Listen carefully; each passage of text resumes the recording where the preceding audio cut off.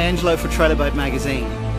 Just behind me we have Whittley's SL22, younger brother of the SL26 which competed in last year's Australia's Greatest Boats. We're here on Victoria's Riviera, the beautiful Gippsland Lakes. A 4-hour drive out of Melbourne and well worth the effort. This particular boat has been on the market for a few years, but what is different is it's running a brand new engine. Volvo's taken their V6 and shrunk it. This one's running a 200 horsepower compact V6 that's fuel injected. It's a really neat engine installation at a fraction of the cost of a 4-stroke outboard. Well worth consideration. What Volvo promises is loads of grunt from this new engine. We'll be the judge of that.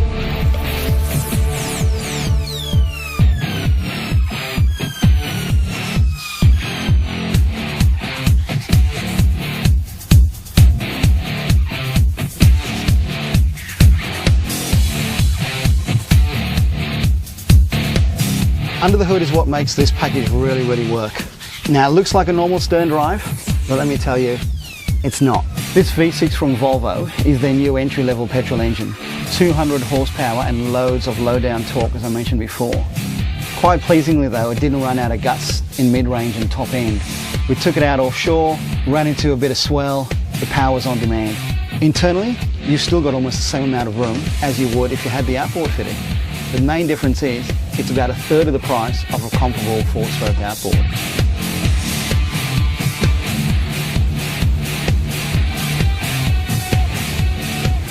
Best thing of all, despite it being a good family boat, you're not compromising anything as an offshore fishing boat or big bay boat for that matter. You've got tons of room. I've paced it out and it's actually 6 of my steps to the rear transom. Now for people with real feet, that's probably about 1.5 meters.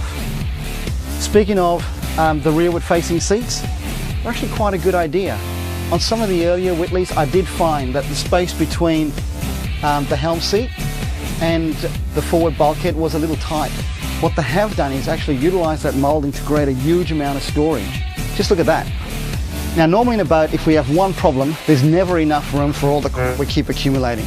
No matter how big the boat is, we always want more stuff. You notice on the floor, we have carpet. Carpet's a great idea, reduces the glare, gives you a nice non-slip surface. If you want it to be easier to maintain, the rear section is an option. Unclip it and you've got great diamond non-skid underneath. What you'll also notice underneath is a really spacious kill tank. Now, I'm no contortionist, but I reckon you'll get a couple of decent sized snapper in there. Probably a little short to fit a tuna over about 10 kilos, but at that depth, if you're chasing snapper, smaller kingfish, most of your reef species, I reckon the size is just about perfect. Another standard feature on this boat is the live bay tank. On most boats, plumbing is optional. On this one, it's standard. Some more clever thinking, this pressurized freshwater system. Standard capacity for the water bladder is 25 litres, but if you wanted something a bit more substantial, Whittley can accommodate you. Behind this zip-up rear awning is a 2-metre V-berth.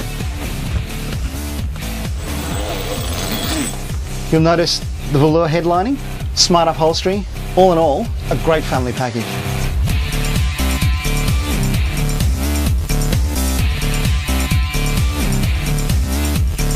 The great thing about buying a boat from Whittley is that most of the options are standard on their boats.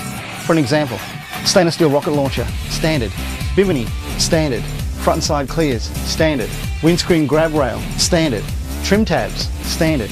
If you purchase all those items individually or tick them on somebody else's checklist, you're probably up for another $10,000, $12,000. All right, so let me run this down. Tons of standard features.